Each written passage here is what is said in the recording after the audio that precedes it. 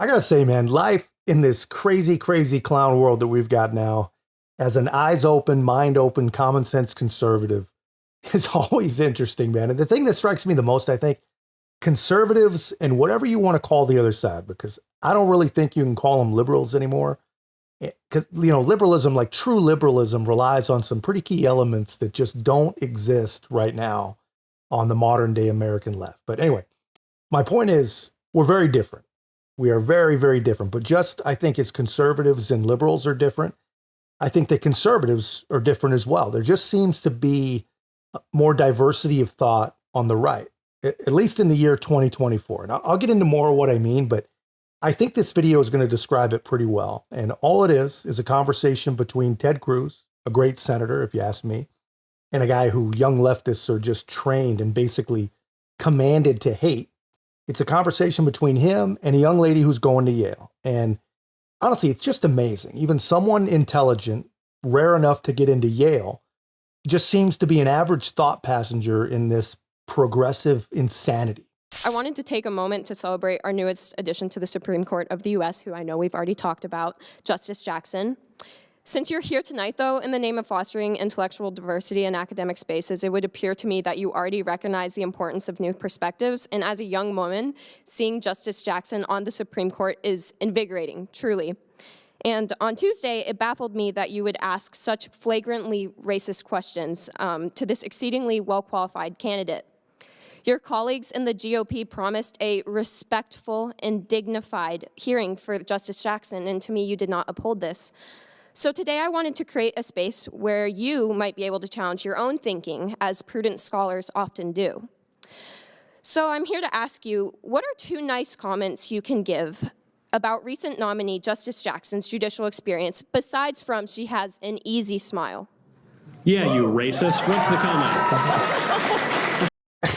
Sadly, it's off to a pretty typical start. And you got to wonder, how is it that Yale is no different than the average Facebook feed? I mean, she basically just said, I think you, Ted Cruz, are a racist, even though me, seeing Justice Jackson on the Supreme Court is invigorating as a young person. I can't tell you why, except for the fact that I'm just basically using that to virtue signal to this room that, unlike you, I am not a racist. That's basically what I heard her say. Not that it matters, but not a lot of people know this. And I guarantee the young lady in this video does not know this, but no living attorney has argued more cases before the Supreme Court than Ted Cruz.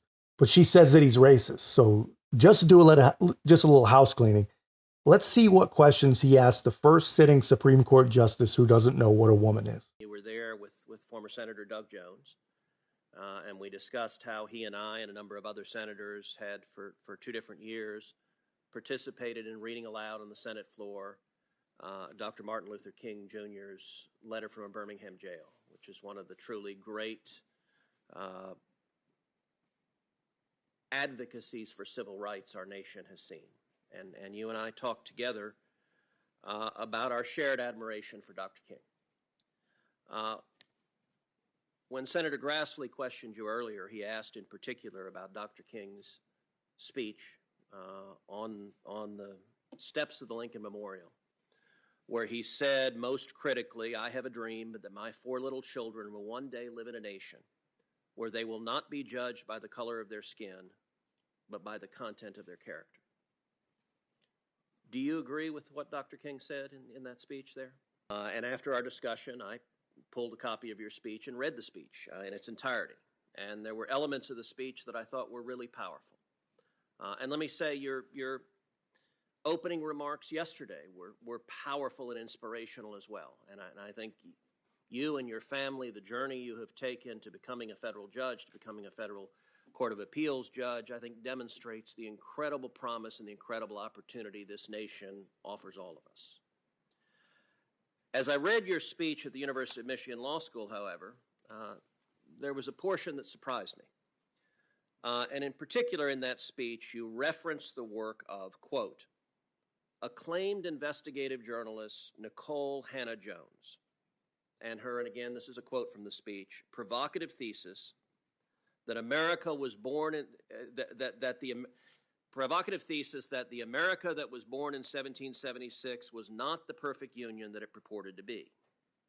And indeed, Ms. Hannah Jones, in her 1619 projects, describes the central thesis of the 1619 project, which the New York Times laid out as a revisionist look of history, revising American history.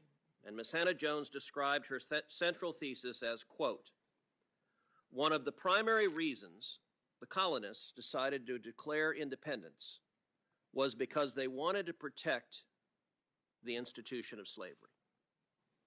Now, that claim is a highly contested historical claim. Do you agree with Ms. Hannah Jones that one of the primary reasons the colonists decided to declare independence is because they wanted to protect the institution of slavery? Are you aware that since the 1619 project came out, that it has been roundly refuted by very respected historians, including Gordon Wood of Brown University, including James McPherson of Princeton University. McPherson called it a, quote, very unbalanced, one-sided account which lacks content and perspective. And indeed, it was so thoroughly refuted that the New York Times quietly altered the digital version to remove references to 1619 as the year of America's true founding and the moment America began. Were you aware of that? I was not. From a number of critical legal studies professors, crits as they were known when we were in law school, who are explicitly Marxists, and they find their origins in Marxism, although critical legal studies frames society as a fundamental battle between socioeconomic classes. Critical race theory frames all of society as a fundamental and intractable battle between the races. It views every conflict as a racial conflict. Do you think that's an accurate way of viewing society in the world we live in? Senator, I don't think so. Yeah. So very obviously a racist, and not just a racist, but the worst kind of horrible racist, the kind that actually respects and even cherishes Dr. Martin Luther King. It's remarkable stuff. I mean, here's the problem, I think, for this young lady and a lot of young people today. They really don't know what is or isn't racist anymore, because like everything else in their world, it's always changing. I mean, it's a living social construct, basically. It's always changing. And what's acceptable today is going to be racist tomorrow. Or if you're Justin Trudeau or Joy Behar or Jimmy Kimmel in blackface, what was racist yesterday is totally cool today. I mean, so really, I mean, it just seems like she thinks that a guy she thinks is white asking a black woman, allegedly, some questions, that itself is somehow racism. And I'm just curious, man, you guys tell me in the comments, what really is more racist? Someone asking someone about critical race theory or actual critical race theory? I mean, I'll keep going, but if you haven't already, help us grow. If you enjoy the comment, just hit the like button. It really, really does help a lot. Well, let me start by thanking you for being here, and thank you for asking a substantive, important question. Thank you for engaging in a conversation. I think we all would be better off if we engage in substantive conversations. There's a lot to praise about Judge Jackson. She is very, very bright. She is very, very accomplished. She is very talented. She has an impressive and inspiring personal story. I will say, sitting listening to her opening remarks, where she described her personal story, she described her parents' journey, you had to be dead not to be inspired by that journey. And listen, I will say more broadly, if you look at the history of our country, if you look at the history of our country on race, it is absolutely inspiring to see an African-American woman serving on the Supreme Court. I will also point out that when it comes to issues of race, I think both the press and the modern left are hypocritical on this question. That they only define someone as black, or they only define someone as Hispanic, if they agree with them ideologically. And if you think that's not true, or just some sort of talking point. Listen, you got to come see us when you come to New York, VP Biden. I will. It's a long way until November. We got more questions You got more questions, but I tell you, if you have a problem figuring out whether you're for me or Trump, then you ain't black. I believe he's right. I mean, he is completely spot on. The left has a serious freaking blind spot with how they view and how they treat race. I mean, she probably has no clue, even by his last name, that Ted Cruz is actually Rafael Edward Cruz of Cuban descent. I mean, she probably just looks at him and sees some evil, straight, white Republican guy. And I don't know, who knows? Maybe that's not true of her, but it's true of a lot of people. You know, they criticize and they critique him all they want, which of course is their right.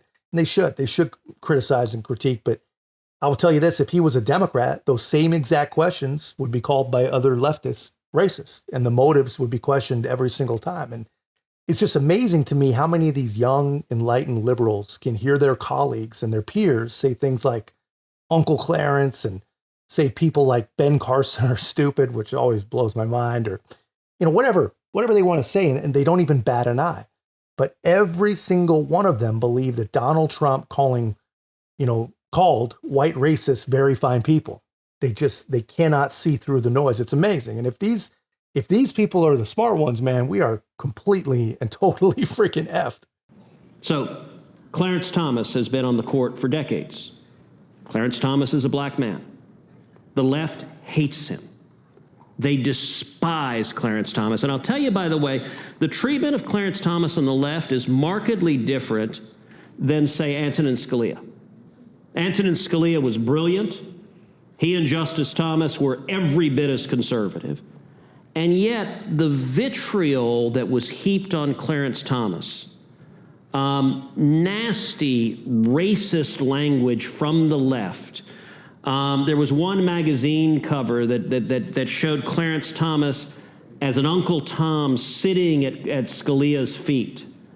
I think was racist and disgusting. And listen, I will say this as an Hispanic man. As an Hispanic man, Jorge Ramos went on television in Spanish and described me as a traitor to my race for daring. Okay, look, that says something about the view of the left, that they're telling you you have one way to view things and one way only. And if you don't, we'll demonize and attack you. So look, and by the way, in terms of having the first African-American woman on the Supreme Court, there was an opportunity for this to happen 20 years ago. There's a judge named Janice Rogers Brown. Janice Rogers Brown was a Supreme Court justice on the California Supreme Court. George W. Bush nominated Janice Rogers Brown to the D.C. Circuit. At the beginning of his presidency, he nominated Judge Brown to the D.C. Circuit. The Democrats filibustered Judge Brown. That filibuster was led by a guy named Joe Biden. It also included people like Chuck Schumer. It included Pat Leahy, included Dianne Feinstein. The reason they filibustered Judge Janice Rogers Brown is because she was a black woman, but she was also conservative. And they did not want her to go to the Supreme Court. And they succeeded in filibustering her. They delayed her nomination for a couple of years until it finally went through. She finally went to the D.C. Circuit.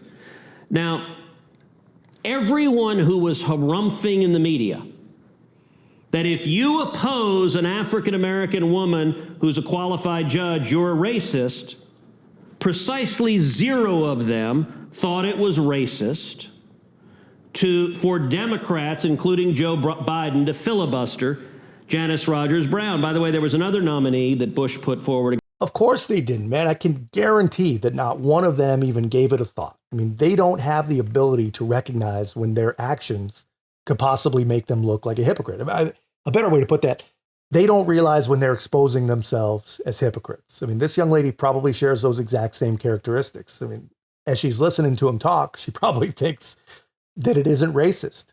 She probably believes that the two judges should not be treated the same because one's an evil uncle type conservative and one feeds at the same propaganda trough as she does. And honestly, I still can't figure it out. Why did the room laugh when he said that he was called a traitor to his race? I mean, I had to have missed something, but because nothing there is funny. Forward a guy named Miguel Estrada. Miguel is an incredibly qualified Supreme Court advocate. He was nominated to the D.C. Circuit as well. The Democrats filibustered him. if you read the memos that were leaked from Ted Kennedy's lawyers, here's what Ted Kennedy's lawyers said about Miguel Estrada. They said, we must stop him, quote, because he is Hispanic. That's what Ted Kennedy's lawyers said in writing. Now, I'm going to suggest to you, if you oppose somebody because of their race, that is the definition of racist.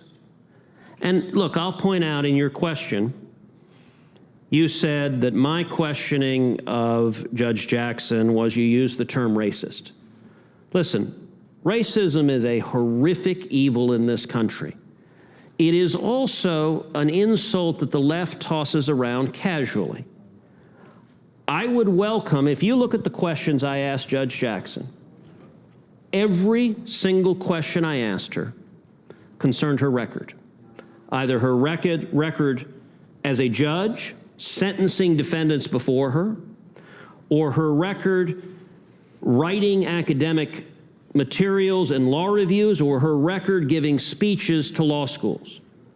All of that is the job of the Senate in the advice and consent process. And so respectfully, I could not disagree more deeply when you say it is racist to examine a judge based on their record. If the Democrats wanted to oppose Janice Rogers Brown because they oppose conservatives, you know, do you think the Democrats were all sexist when they voted party line against Amy Coney Barrett? I'm willing to bet you don't, because she's not a liberal woman. So you can't have it both ways, which is that when a Democratic nominee has a certain characteristic, anyone who opposes them is racist or sexist or what have you. But when a Republican nominee has those characteristics, it's open season and you can go after them full force, and the left is righteous in doing so. The standard should be the same, and I'm going to suggest what the standard should be, is we should examine people based on their actual record and whether and to what extent that record demonstrates they will defend the constitutional rights of all Americans. I think that's what people care about. I don't think you can put it any better than the way Cruz puts it right there. I mean, it's really a pretty classy job, very reasoned, very methodical, very good response, you know, to a really pretty accusatory and kind of slanderous question, right? He laid out exactly what should be the point in selecting any judge for any position.